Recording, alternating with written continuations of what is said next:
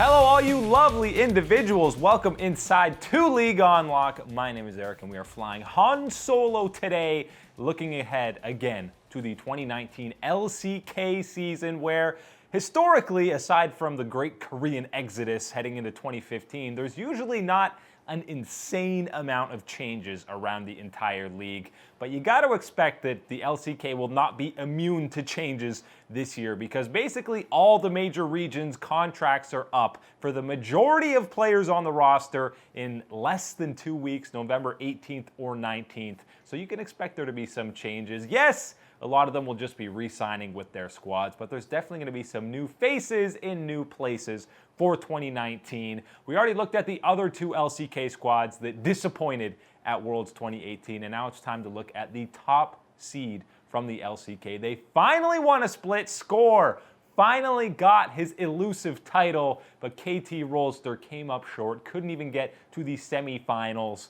which is a rarity to see from the top seed out of Korea. And before we roast them too hard for the alleged super team, they lost to Invictus Gaming. They were the only team to take games off of them in the knockout round. And I'm pretty sure KT, if they played anyone else, would still be saying they are the second best team at that entire tournament. It was just unlucky for them to draw IG in that opening round. I think even if they played Fnatic in the quarterfinals, they're beating them. So KT, I don't think they need to make that many changes heading into 2019. Whether or not they'll heed that advice, who knows? But I think that roster that they had in 2018, they should just run it back again in 2019. All 5 of the same starters is what I'm saying. I know it's basically the 3rd year that they would be doing that, even though UCal is in instead of Pawn. But I feel like they just kind of got a bad draw at Worlds, and I hope it doesn't tilt them too much. I think these 5 guys can still compete for not just an LCK title, but to actually make some noise at Worlds. I know it's got to be extremely difficult for them to deal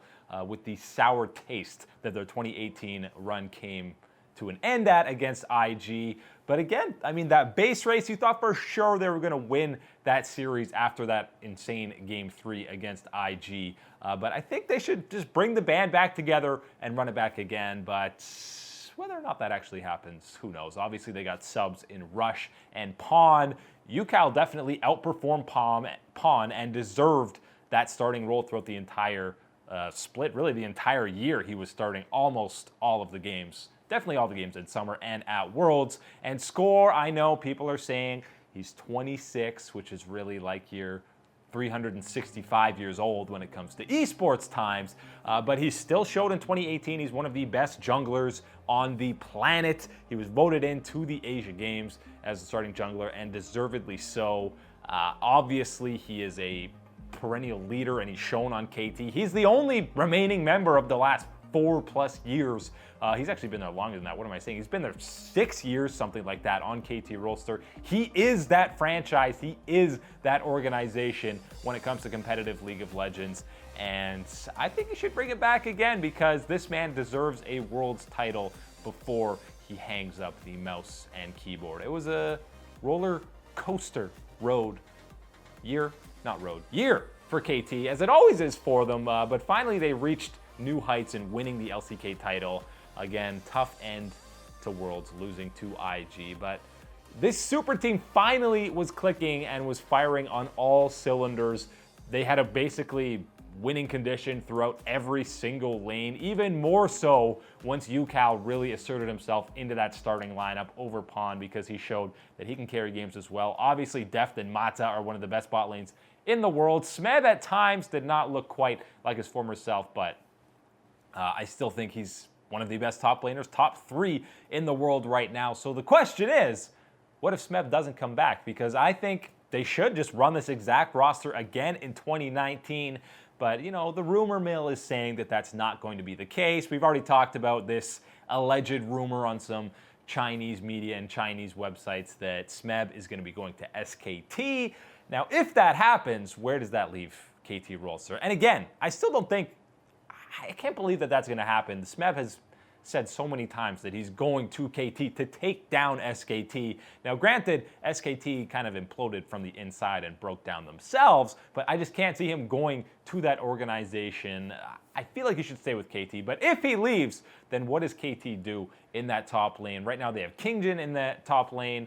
He was actually the sub they brought to Worlds. Is he the answer to replace Smeb? If he is, it's so hard to speculate on who they could even get because we don't know who's available, who's actually going to go into free agency or who's going to instantly be swooped up by another team. So it's hard to speculate who they would get, but you got to think that Kingjin is not enough in that top lane. They'd be out to search for someone else to replace Smeb in that top lane. And I don't imagine it's going to be Keen because he's in contract till 2019 on Afrika, and there's no chance in hell that they want to get rid of him in that top lane. He is playing at an MVP level and might be a front runner for that award in 2019. One thing's for sure on this KT roster, the one person that should be untouchable going forward is UCal in that mid lane. Yes, even the likes of Deft and Mata, maybe they go somewhere else for what they believe is greener grasses somewhere else. But UCal, you have to keep. This man is 17 years old. That's right, he was born in 2001,